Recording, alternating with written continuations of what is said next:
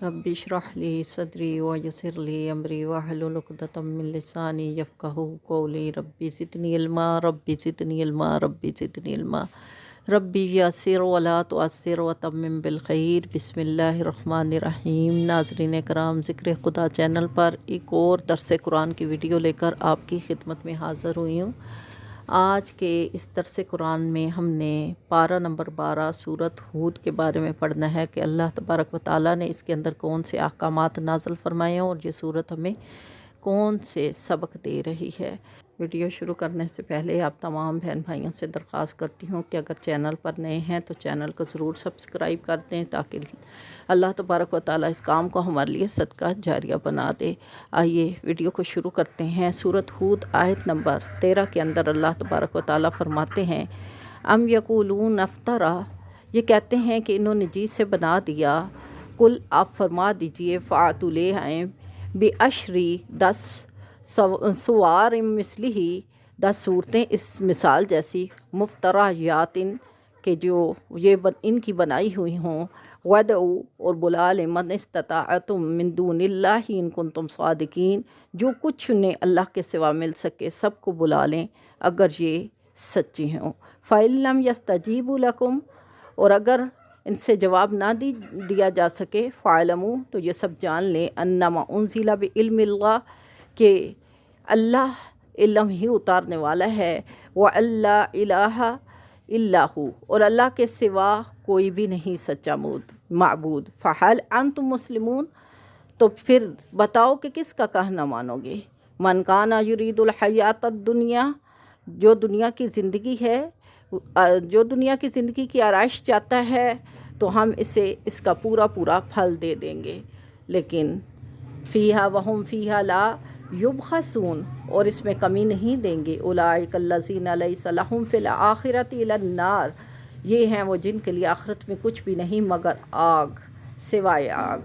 अल्लाह तबारक व तआला फरमाते हैं, तो क्या वो जो अपने रब की तरफ से रोशन दलील पर हैं वो इनकी तरफ से हो सकते हैं? यानी अल्लाह तबारक व तआला जिनको हदायत देता, क्या वो इन गुमराहों जैसे हो सकते हैं? इंसान अल्लाह तबारक व तआला की किब्रियाई बयान करता है, लेकिन जैसे ही इंसान को अल्लाह तबारक व तआला की तरफ से कोई आजमाइश आ जाती है तो इंसान ये समझता है कि गोया ये तो मेरे ऊपर मुसीबत लाद दी गई है। जो इससे पहुंची तो ज़रूर कहेगा बुराइयां मुझसे दूर हुई, बेशक वो खुश होने वाला, बड़ाई मारने वाला, मगर जिन्होंने सब्र किया और अच्छे काम किए इनके लिए बख्शिश और बड़ा सवाब है।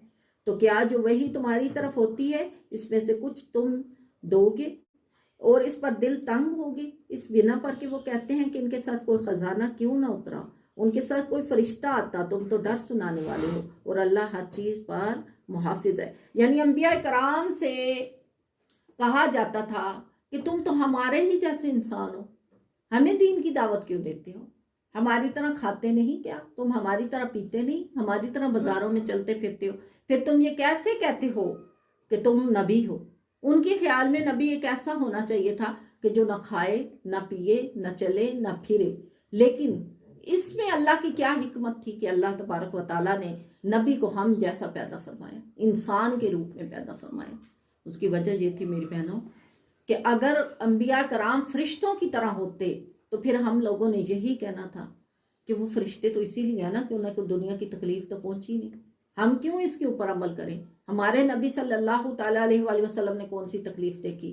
आप सल्लल्लाहु अलैहि वसल्लम को इंसान बनाकर इसीलिए भेजा गया कि जब हमारे ऊपर बीमारी आए तो हमें रसूलुल्लाह सल्लल्लाहु ताला अलैहि वसल्लम की ज़िंदगी की तकलीफ़ें याद आए। जब हमारे ऊपर भूख आए तो उनके घर के फाके याद आए, और जब हमारे ऊपर अच्छा कपड़ा न मिले तो उनके टाट के कपड़े हमें याद आए कि उन्होंने किस तरह टाट के लिबास को पहना। और जब हमारे रिश्ते हमारा दिल दुखाएं तो हमें रसूलुल्लाह सल्लल्लाहु अलैहि वसल्लम को उसवा हसना तस्कीन दे कि किस तरह से उनके नवासों को करबला में शहीद किया, किस तरह उनके खून के रिश्तों के ऊपर आजमाइशें आई। लेकिन देखिए हर हाल में उन्होंने अपनी ज़िंदगी को अल्लाह के ताबिया रखा। कभी ऐसा तो नहीं हुआ कि उन्हें अल्लाह तबारक व तआला से मुंह मोड़ दिया हो कि अल्लाह तबारक व तआला मेरे ऊपर क्यों तकलीफ़ें भेज रहा है। तो यही बात थी कि अल्लाह तबारक व तआला ने हम ही में से, हम ही जैसे इंसान बनाकर अंबिया कराम को भेजा। यानी हम ही से मुराद हमारी शक्ल जैसे, इंसानी शक्ल जैसे।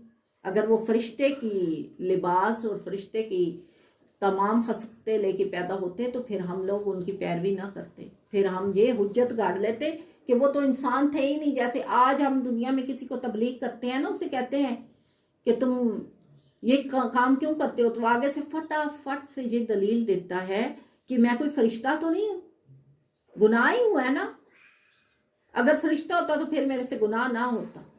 तो अगर अल्लाह माफ़ करे अंबिया कराम भी फरिश्ते होते तो हम लोगों ने तो यही बुतान बांधना था ना कि वो तो इंसान है नहीं। अगर उन्होंने नेक जिंदगी गुजारी है तो उसमें उनका क्या कमाल, वो तो थे ही फरिश्ते। इसीलिए अल्लाह तबारक व तआला ने सबसे ज़्यादा तकलीफ़ें, सबसे ज़्यादा आजमाइश अंबिया कराम को ही दी।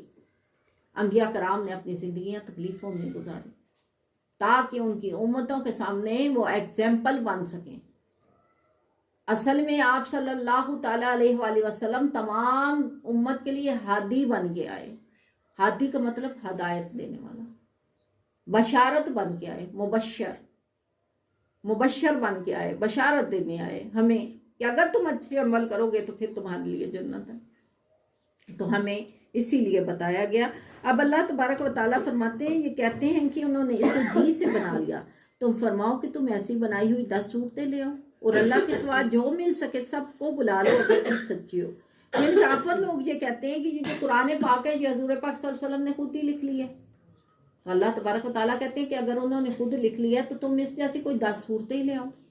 बल्कि अल्लाह तबारक व तआला ने तो ये भी कह दिया कि 10 सूरतें नहीं बल्कि कोई एक आयत ही ले आओ। वदु शुहादाकुम, बुला लो इसमें अपने तमाम गवाहों को। फ़इल्लम तफ़अलू वलन तफ़अलू फत्तकुन नारल्लती वक़ूदुहन नास वल हिजारा। अल्लाह तबारक व तआला कहते हैं कि फिर तुम ला नहीं सकते हो और हरगिज़ ही नहीं ला सकते। जब ला नहीं सकते हो तो डर जाओ उस अजाब से कि जो तैयार की गई है जहन्नम काफिरों के लिए, इनकार करने वालों के लिए। अल्लाह तबारक व तआला फरमाते हैं, तो क्या वो जो अपने रब की तरफ से रोशन दलील पर हो और इस पर अल्लाह की तरफ से गवाह है और इससे पहले मूसा की किताब पेशवा और रहमत, वो इस पर ईमान लाते हैं और जो इसका मुनकर हो सारे ग्रोहों में तो आग इसका वादा है। तो ऐ सुनने वाले, तुझे कुछ इसमें शक ना हो, बेशक वो हक है तेरे रब की तरफ से, लेकिन बहुत आदमी ईमान नहीं लाते। यानी अल्लाह तबारक व तआला फरमाते हैं कि ये जो झूठ गढ़ते हैं अल्लाह की ज़ात पर, अल्लाह के अंबिया कराम पर, तो ये तो अपने आप को तबाही के दहाने पे लेके जा रहे हो और कहीं तुम उनकी तरफ देख के रश्क ना करना। हम काफिरों की तरफ देख के रश्क करें तो हमें अपने ईमान को टटोलना चाहिए कि क्या हम ईमान वाले। ये जो यहूदियों की बड़ी बड़ी तरक्कियां हैं जो दुनिया में वो किए जा रहे हैं, इनको देख के अगर हमें रश्क पैदा हो तो फिर हमारा ईमान कमज़ोर है। क्योंकि अल्लाह तबारक व तआला उनको दुनिया में इसलिए दे रहा है कि आखिरत में उनके पास कोई हिस्सा ना रहे। तो अल्लाह कहता है, अरे जालिमों पर तो खुदा की लानत है जो अल्लाह की राह से रोकते हैं और इसमें कजी जाते हैं और वही आखिरत के मुनकर हैं। वो थकाने वाले नहीं ज़मीन में और ना अल्लाह से जुदा इनके कोई हमायती। इन्हें अजाब पर अजाब होगा, वो ना सुन सकते हैं ना देख सकते हैं। वही हैं जिन्होंने अपनी जानें घाटे में डाली और उनसे खोई गई जो बातें जोड़ते थे खामखा, वही आखिरत में सबसे ज़्यादा नुकसान में है। बेशक जो ईमान लाए और अच्छे काम किए और अपने रब की तरफ रजू लाए वो जन्नत वाले हैं, वो इसमें हमेशा रहेंगे। दोनों फरीक का हाल ऐसा है जैसे एक अंधा और बहरा और दूसरा देखता और सुनता। अगर दो इंसानों को आप आपस में इकट्ठा खड़ा कर दो, एक अंधा हो और उस अंधे के साथ साथ वो बहरा भी हो और एक आंखों वाला भी हो और उसके साथ साथ वो सुनने वाला भी हो, तो क्या दोनों बराबर हो सकते हैं? अंधे के सामने आप जितनी मर्जी रोशनी कर लो उससे क्या पता रोशनी क्या है, और बहरे के सामने आप जितनी खूबसूरत तिलावत कर लो उससे क्या पता तुम क्या पढ़ रहे। यही जाहिल की बात है। यहाँ पर जहालत की मिसाल अल्लाह ताला ने दी है कि एक अकल वाला है, वो सुनता भी है, आप उसके सामने तिलावत करोगे तो वो क्या करेगा, उसका दिल भरेगा, उसके दिल में ईमान पैदा होगा, उसके दिल में रब की याद पैदा होगी। और एक अंधा है, उसके सामने तुम कुरान रखोगे, उससे क्या पता तुमने कुरान रखा है, और अगर तुम उससे सुनाने की कोशिश करोगे तो वो बहरा है, वो सुन नहीं पाएगा। تو جو سن بھی نہیں سکتا، جو دیکھ بھی نہیں سکتا، اسے ہدایت کیسے آئے گی؟ ہدایت تو اسی کو آتی ہے جو آنکھیں رکھتا ہے. لیکن یہاں آنکھوں سے مراد یہ والی آنکھیں نہیں جو اندھے والی آنکھیں، یہاں پہ آنکھوں سے مراد ہمارے باطن کی آنکھوں کی بات ہو رہی. دیکھتے تو ہم سب ہی ہیں، لیکن ایک ہماری آنکھ ہماری ظاہری آنکھ ہے اور دوسری آنکھ ہماری باطنی آنکھ ہے. تو یہاں جس آنکھ کی بات کی جا رہی ہے وہ باطن کی آنکھ ہے. اور باطن کی آنکھ کہاں کھلتی ہے؟ جب آپ اچھوں کی فہرست پہ بیٹھتے ہیں. جب آپ اچھوں میں بیٹھتے ہیں تو اچھے ہو جاتے ہیں، کیونکہ خربوزہ خربوزے کو دیکھ کے رنگ پکڑتا ہے. جب آپ بری محفل میں ہوں گے تو ظاہری سی بات برے کے رنگ میں رنگیں گے نا. تو جب آپ برے کے رنگ میں رنگیں گے تو آپ کو کہاں لے کے جائے گا؟ برائی کے گڑھے میں. اور برائی کا گڑھا جہنم ہے. اور اچھے کی صحبت میں بیٹھو گے تو وہ تمہیں ضرور بخشوانے میں تمہاری مدد کرے گا، کیونکہ وہ تمہیں ہدایت کی طرف لے کے جائے گا، اور ہدایت تمہیں دائمی جنت کی طرف لے کے جائے گا. اور یہی پیغام تمام انبیاء کرام دیتے آئے، کہتے رہے کہ اے قوم، میں تم سے کچھ اس پر مال نہیں مانگتا، میرا اجر تو اللہ ہی کے پاس ہے، اور میں مسلمانوں کو دور کرنے والا نہیں. بے شک وہ اپنے رب سے ملنے والے ہیں، لیکن میں تم کو نیرے جاہل لوگوں میں پاتا ہوں. اور اے قوم، مجھے اللہ سے کون بچا لے گا اگر میں تمہیں دور کر دوں؟ تو کیا تم دھیان نہیں کرتے؟ اور میں نہیں کہتا تم سے کہ میرے پاس اللہ کے خزانے ہیں، اور نہ میں یہ کہتا ہوں کہ میرے پاس غیب ہے کہ میں جان لیتا ہوں، اور نہ ہی میں یہ کہتا ہوں کہ میں کوئی اللہ کا فرشتہ ہوں. اور میں انہیں نہیں کہتا جن کو تمہاری نگاہیں حقیر سمجھتی ہیں. ہرگز انہیں اللہ کی کوئی بلائی نہ پہنچائے گا. اللہ خوب جانتا ہے جو ان کے دلوں میں ہے. ایسا کروں تو ضرور میں ظالموں میں ہوں. یہ انبیاء کرام کا پیغام تھا.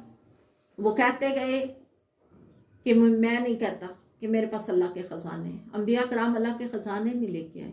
سب سے بڑا خزانہ ہدایت کا لے کے آئے اور ہدایت ہی دیتے چلے گئے.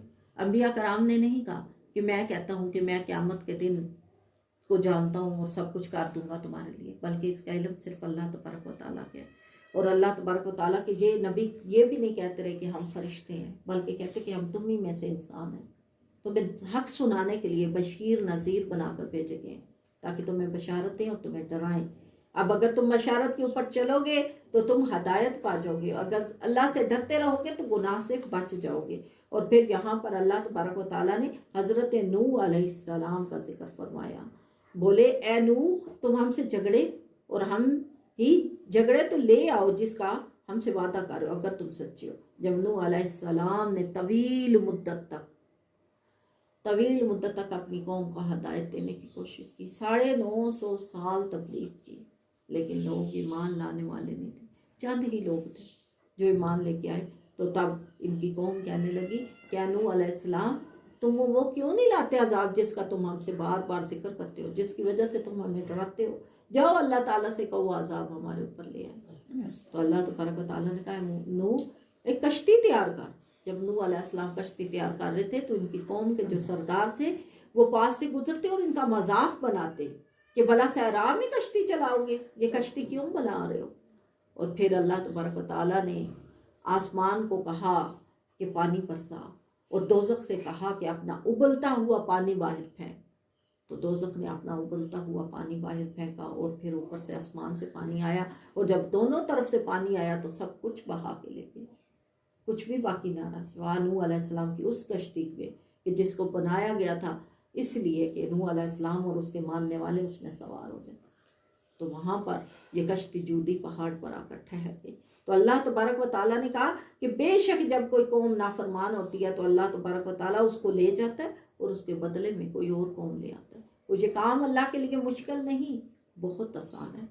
یہاں تک کہ جب ہمارا حکم آیا اور تندور ابلا اور ہم نے فرمایا کشتی میں سوار کر لے ہر جنس میں سے ایک جوڑا، نر اور مادہ، اور جن پر بات پڑ چکی ہے ان کے سوا اپنے گھر والوں اور باقی مسلمانوں کو. بات کن کے اوپر پڑ چکی تھی؟ ایک تو نوح علیہ السلام کی بیوی اور دوسرا ان کا بیٹا، دونوں نافرمان تھے. اور بیٹے کے لیے انہوں نے نوح علیہ السلام نے اللہ سے دعا کی کہ اللہ میرے بیٹے کو بھی بچا لے. تو اللہ تعالیٰ نے کہا میرا وعدہ ظالموں کے لیے نہیں، تمہارا بیٹا ظالم ہے، اس کو میں نہیں بچا سکتا. یہ بات ذہن میں رکھیے. اللہ تعالیٰ آزماتا ہے اولاد سے. اکثر آپ دیکھو گے کہ اچھے ماں باپ کی اولاد اچھی نہیں نکلتی. کیوں؟ اللہ ماں باپ کی آزمائش رکھتا ہے اولاد کے اندر، کیونکہ ماں باپ کے لیے سب سے بڑا فتنہ اس کی اولاد ہوتی ہے اور اسی سے آزمایا جاتا ہے انسان. تو اسی لیے اپنے اس خزانے کی فکر کیا کریں. ہمارے بس میں تو نہیں کہ ہم اپنی اولاد کو اچھا کریں. ہدایت تو میرے اللہ کے ہاتھ میں ہے. ہم ہدایت نہیں دے سکتے، کم از کم ڈر سنا سکتے ہیں. اور جب ہم ڈر سنا کے بھی اپنی اولاد کو سیدھے راستے پہ نہ لائیں تو پھر بس اللہ سے دعا کریں. وہی ہدایت دینے والا ہے اور وہی دے سکتے ہیں. ہم ہدایت نہیں دے سکتے. ہم صرف اپنے جو اعمال ہیں ان کو سیدھا رکھ سکتے ہیں. اولاد اس وقت تک ہمارے ذمہ کرم پہ ہوتی ہے جب وہ بالغ نہیں ہو جاتی.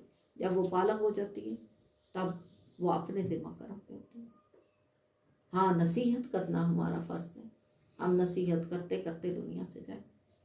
آگے اللہ کے کرم پہ ہے کہ اگر اس کے نصیب میں ہدایت ہے تو انشاءاللہ اللہ عز و جل اسے ہدایت دے گا. اور وہ انہیں لیے جا رہی تھی ایسی موجوں میں جیسے پہاڑ، اور نوح نے اپنے بیٹے کو پکارا اور وہ اس سے کنارے پر تھا. اے میرے بچے ہمارے ساتھ سوار ہو جا اور کافروں کے ساتھ نہ ہو. بولا اب میں کسی پہاڑ کی پناہ لیتا ہوں، وہ مجھے پانی سے بچا لے گا. کہا آج اللہ کے عذاب سے تمہیں کوئی بچانے والا نہیں مگر جس پر وہ رحم کرے. اور اس کے بیچ میں موج اڑے آئی تو وہ ڈوب تو میں رہ گیا. سمجھ میں آئی بات؟ یہ نبی کا بیٹا تھا. نبی علیہ السلام نے اپنے بیٹے کو پکارا کہ آ بیٹا کشتی میں سوار ہو جا. لیکن نافرمان اولاد، اللہ کی نافرمان، سب سے پہلے جو اللہ کا نافرمان ہے وہ ہمارا تابعدار نہیں ہو سکتا. جس نے اسے پیدا کیا جب وہ اس کا ہی نہیں تو ہمارا کہاں ہوگا. لیکن ان کے بیٹے نے کہا میں تو پہاڑ کی چوٹی پہ چڑھ کے پناہ لے لیتا ہوں، پانی نیچے سے گزر جائے گا. لیکن کیا ہوا کہ جب پانی آیا تو وہ اس کی چوٹی کو بھی کراس کر گیا اور اسے بہا کر لے گیا اور وہ کچھ بھی نہ رہ گیا. اور جب اللہ تبارک و تعالیٰ سے دعا کی گئی تو اللہ تبارک و تعالیٰ نے کہا میرا وعدہ ظالموں کے لیے نہیں ہے. اور پھر جب تمام چیزیں موجوں نے ڈبو دی تو پھر اللہ تبارک و تعالیٰ فرماتے ہیں کہ میں نے حکم فرمایا کہ اے زمین اپنا پانی نگل لی اور اے آسمان تھم جا. پانی خشک کر دیا گیا اور کام تمام ہوا اور کشتی کو جودی پہاڑ پر ٹھہرا دیا اور فرمایا کہ دور ہو بے انصاف لوگ. اور نوح نے اپنے رب کو پکارا، عرض کی اے میرے رب میرا بیٹا بھی تو میرا گھر والا ہے، تو بے شک تیرا وعدہ سچا ہے، تو سب سے بڑھ کر حکم والا ہے. فرمایا اے نوح وہ تیرے گھر والوں میں نہیں، بے شک اس کے کام بڑے نالائق ہیں. تو مجھ سے وہ بات نہ مانگ جس کا تجھے علم نہیں. میں تجھے نصیحت فرماتا ہوں کہ نادان نہ بن. عرض کی اے رب میرے میں تیری پناہ چاہتا ہوں کہ تجھ سے وہ چیز مانگوں جس کا مجھے علم نہیں، اور اگر تو مجھے نہ بخشے اور رحم نہ کرے تو میں رضیاکار ہو جاؤں. سمجھ میں آ گئی بات کہ جب نوح علیہ السلام نے اللہ سے ہدایت مانگی تو اللہ تبارک و تعالیٰ نے کہا اے نوح نالائقوں کے لیے دعا نہ کرو، تیرا بیٹا نالائق ہے. یہاں سے دو باتیں آپ سمجھ لیں. اکثر ہم یہ کہتے ہیں کہ ہمارے بچوں کے حق میں ہماری دعا قبول نہیں ہوتی کیونکہ ہمارے بچے اللہ کے نافرمان ہوتے ہیں اور نافرمان کے لیے دعا نہیں قبول ہوتی. جو اللہ کا نافرمان ہوتا ہے اس کے حق میں دعا اچھوں کی قبول نہیں ہوتی. آپ جتنے مرضی مولانا کے پاس جا کے دعا کروا لیں لیکن جو اللہ سے خود معافی نہیں مانگے گا اس کی دعا کسی مولوی کے ہاتھوں میں قبول نہیں ہوگی کیونکہ اللہ کو وہ بندہ پسند نہیں ہوتا. ہاں جب وہ بندہ توبہ کر لے گا پھر وہ تمام مانگی گئی دعائیں جو لوگ نیک اس کے بارے میں مانگتے ہیں وہ فوراً قبول ہو جائیں گے. لیکن جب تک وہ معافی نہیں مانگے گا کیونکہ قرآن پاک میں اللہ تعالیٰ نے فرمایا کہ میں کبھی بھی اس قوم کی حالت نہیں بدلتا جب تک کہ وہ قوم خود خیال نہ کرے اپنی حالت کے بدلنے کا. آپ پہلے اپنی حالت کے بدلنے کا خیال کریں گے تو رب آپ کی حالت بدلے. اور اس بات میں یہ بھی ذہن میں رکھا کریں کسی کو تانا نہ دیا کریں کہ آپ کی اولاد ایسی ہے. کسی کے اختیار پہ نہیں ہے کسی کو سیدھے راستے پہ لانا. یہ سب اللہ کے کام ہے. وہ جس کو چاہتا ہے ہدایت دے دیتا ہے، وہ جس کو چاہتا ہے گمراہ کر دیتا ہے. بس ہدایت کی دعا کرو. اگر کسی کو دیکھو کہ وہ گمراہی پر ہے اسے نصیحت کرو اور اس کے لیے ہدایت کی دعا مانگو کہ اللہ اس کو ہدایت دے. مگر یہ مت پیچھا کرو کہ بس میں نے جو کہا ہے یہ کرے کیونکہ وہ ابھی گمراہ ہے. ہو سکتا ہے کہ تمہارے بار بار کہنے اور اکسانے پہ وہ نافرمانی کی انتہا کرے اور شرکی کرنے لگے. اگر اس نے آگے سے کوئی شرکیہ جملہ بول دیا تو وہ تو ایمان سے بھی خارج ہو جائے گا. اس لیے اس بات سے خصوصی طور پہ دھیان رکھا کریں. اللہ تبارک و تعالی ہمیں ایسا بنائے کہ ہم اسے پسند آ جائیں. آگے حضرت ابراہیم علیہ السلام کا ذکر آیا ہے کہ جب ابراہیم علیہ السلام کو خوشخبری سنائی گئی، یہاں پر آیت ہے یہ، پھر جب ابراہیم کا خوف زائل ہوا اور اس سے خوشخبری ملی، ہم نے قوم لوط کے بارے میں جھگڑے، ہم سے قوم لوط کے بارے میں جھگڑنے لگا۔ بے شک ابراہیم تحمل والا، بہت آہیں کرنے والا، رجوع کرنے والا۔ کتنی سیرتیں بتائی ابراہیم کی، تحمل والا۔ تحمل کسے کہتے ہیں؟ برداشت کرنا، صبر کرنا۔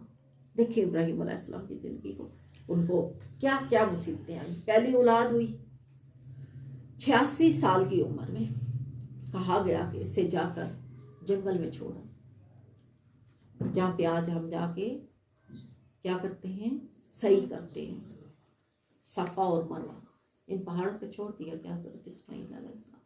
یہ کتنی بڑی آزمائش تھی کہ اللہ تعالیٰ نے 86 سال اولاد کو نہ دیا، پھر دینے کے بعد کیا کہا، جاؤ انہیں جنگل میں چھوڑو۔ پھر وہ بچہ تھوڑا سا بڑا ہوتا ہے تو پھر کہتے ہیں جاؤ اس بچے کو پکڑ کے ذبح کر دو۔ ذبح کرنے کی آزمائش ہے، دیکھیں کتنی بڑی آزمائش، لیکن ثابت قدم رہے۔ پھر جب دین پھیلانے چلتے ہیں تو آگ میں ڈلوا دیے جاتے ہیں، پھر بھی اللہ کے سامنے صبر کرتے ہیں۔ اس قدر آزمائشیں، پریشانیاں ان پر آتی ہیں، لیکن پھر بھی صبر کرتے ہیں۔ اللہ تبارک و تعالیٰ نے اسی لیے قرآن میں ان کی بات کو رقم کر دیا، مہر لگا دی کہ ابراہیم میرا وہ بندہ ہے کہ جو تحمل والا تھا، بہت آہیں بھرنے والا تھا، اور آہیں اپنے بچے کی جدائی میں نہیں بھرتا تھا جسے جنگل میں چھوڑ کے آیا تھا، نہ بیوی کی جدائی میں، آہیں رب کی یاد میں بھرتا تھا، اللہ تبارک و تعالیٰ کی یاد میں آہیں بھرنے والا تھا۔ اور جب کہیں جاتا تو رجوع اللہ تبارک و تعالیٰ کی ذات سے کر لیتا تھا۔ اس کو سینڈ کر کے آگے دوبارہ لگا۔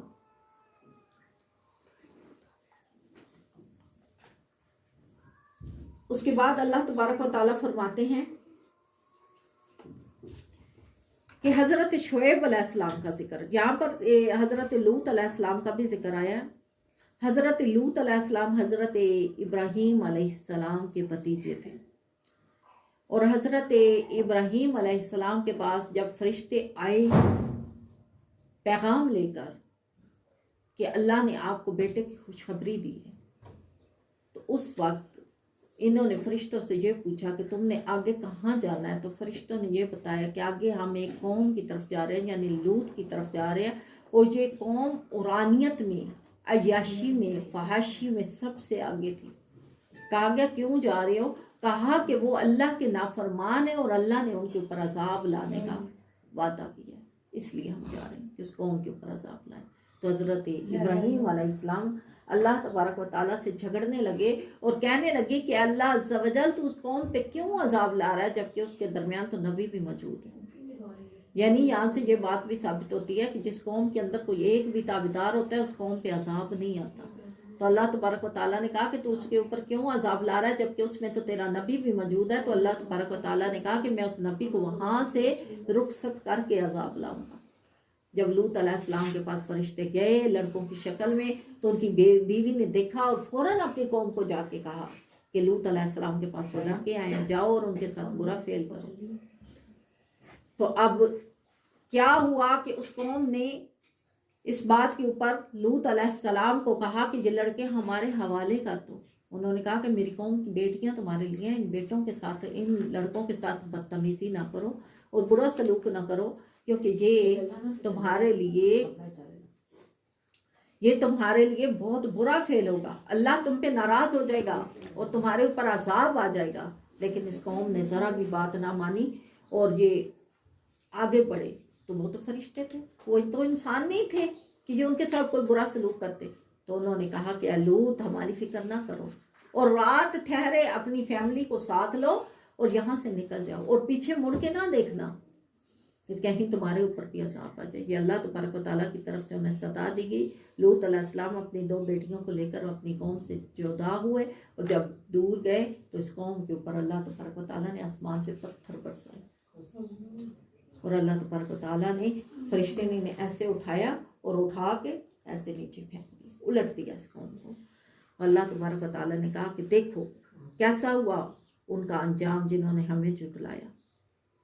اور پھر اس کے بعد مدین والے کی طرف ان کی ہم قوم شعیب کو بھیجا، کہا ہے میری قوم اللہ کی عبادت کرو، اس کے سوا کوئی تمہارا معبود نہیں، اور ناپ تول کی کمی نہ کرو، بے شک میں تمہیں آسودہ حال دیکھتا ہوں اور مجھے تم پر گھیر لینے والے عذاب کے دن کا ڈر ہے۔ اور اے میری قوم، ناپ تول میں کمی نہ کرو، انصاف کے ساتھ پورا ناپ تول کرو، لوگوں کو ان کی چیزیں گھٹا کر نہ دو اور زمین میں فساد مچاتے نہ پھرو۔ اللہ کا دیا جو بچ رہے وہ تمہارے لیے بہتر ہے اگر تمہیں یقین ہو، اور میں کچھ تم پر نگہبان نہیں۔ بولے اے شعیب، کیا تمہاری نماز تمہیں یہ حکم دیتی ہے کہ ہم اپنے باپ دادا کے خداؤں کو چھوڑ دیں یا اپنے مال کو جو چاہیں نہ کریں؟ ہاں جی، تم ہی تو بڑے عقل مند ہو، نیک چلن ہو۔ کہا ہے میری قوم، بھلا بتاؤ تو، اگر میں اپنے رب کی طرف سے ایک روشن دلیل پر ہوں اور اس نے مجھے اپنے پاس سے اچھی روزی دی ہے، اور میں نہیں چاہتا کہ جب تمہیں منع کرتا ہوں آپ اس کے خلاف کرنے لگوں، میں تو جہاں تک بنے سنوارنا ہی چاہتا ہوں، اور میری توفیق اللہ ہی کی طرف سے، اور میں نے اسی پر بھروسہ کیا اور اسی کی طرف رجوع ہے۔ یعنی انہوں نے بھی اپنی قوم کو بارہا ڈرایا۔ ان کی قوم ناپ تول میں کمی کرتی تھی، غریب غربا کا مذاق بناتی تھی۔ اللہ تبارک و تعالیٰ نے اس قوم کو چنگاڑ کے ساتھ برباد کیا۔ ان کے اوپر 3 قسم کے عذاب آئے، پہلے بادل آیا، پھر دوسرا آیا، پھر تیسرا آیا۔ پہلے سے ان کے چہرے سرخ، دوسرے سے سرخ، اور تیسرے سے پھر سیاہ ہو گئے، اور پھر ان کے اوپر ایک چنگاڑ آئی، اس نے ان کو ہلاک کر دیا۔ تو اللہ تبارک و تعالیٰ کہتے ہیں کہ بچا لیا، اور ظالموں کو چنگاڑ نے آ لیا، تو صبح اپنے گھروں میں گھٹنوں کے بل پڑے رہ گئے۔ یعنی یہ گھٹنوں کے پل پڑے رہ گئے، گویا کبھی وہاں بسے نہ تھے۔ اللہ تعالیٰ کہتا ہے، ارے دور ہوں مدین والے، جیسے دور ہوئے سمود، جیسے سمود دور۔ سمود کس کی قوم تھی؟ حضرت ہود علیہ السلام کی قوم تھی۔ یہ بہت ہی پاور والے لوگ تھے، بہت بڑی بڑی ایجادات کرتے تھے۔ آج ہم نے بھی ایجادات کی ہیں نا، جہاز ایجاد کر لیا ہے، سیارے ایجاد کر لیے ہیں جو چاند پہ جا رہے ہیں، موبائل ایجاد کر لیے ہیں، یہاں بیٹھے وہاں بیٹھے تم ایک دوسرے کا چہرہ دیکھ سکتے ہو۔ کیا کچھ ہم نے ایجاد کر لیا۔ یہ بھی بڑی بڑی ایجادات کرتی تھی یہ اس وقت قوم، اتنی ایجادات کرتی تھی، اور اتنے قبیل تھے، اتنے کبھی ہیکل ان کے جسم تھے کہ پہاڑ کے پتھر پہ پاؤں رکھتے تو وہ نیچے کرچی کرچی ہو جاتا تھا۔ قد قامت اتنے اونچے، طاقت حسن اتنا زیادہ تھا، عقل اتنا زیادہ تھا، پہاڑوں کو تراش کے ان کے غاروں میں اپنے گھر بنا لیا کرتے تھے، خوبصورت سے خوبصورت پتھروں کے گھر بناتے تھے۔ لیکن اس قوم میں کیا تھا؟ ایک تکبر، دوسرا غریب لوگوں کا برا سلوک کرتے تھے، غریبوں کے ساتھ ناانصافی کرتے اور ان کا مذاق بناتے۔ اللہ تبارک و تعالیٰ نے اس قوم کو بھی برباد کر دیا۔ اور اللہ تبارک و تعالیٰ کہتے ہیں کہ بے شک اس میں نشانی ہے اس کے لیے جو آخرت کے عذاب سے ڈرے، اور وہ دن جس میں سب لوگ اکٹھے ہوں گے، وہ دن حاضری کا ہے، اور ہم اسے پیچھے نہیں ہٹاتے مگر ایک انگنی مدت کے لیے۔ جب وہ دن آئے گا کوئی بے حکم خدا بات نہ کرے گا، تو ان میں بدبخت ہے اور کوئی خوش نصیب، تو وہ جو بدبخت ہے وہ تو دوزخ میں ہے، اور اس میں گدھے کی طرح رہیں گے، اور وہ اس میں رہیں گے جب تک کہ آسمان و زمین رہیں گے، جتنا تمہارے رب نے چاہا۔ بے شک تمہارا رب جب چاہے جو چاہے کرے، اور جو خوش نصیب ہو وہ جنت میں ہمیشہ اس میں رہیں گے جب تک کہ آسمان و زمین رہیں گے۔ اللہ تبارک و تعالی ہمیں عقل دے۔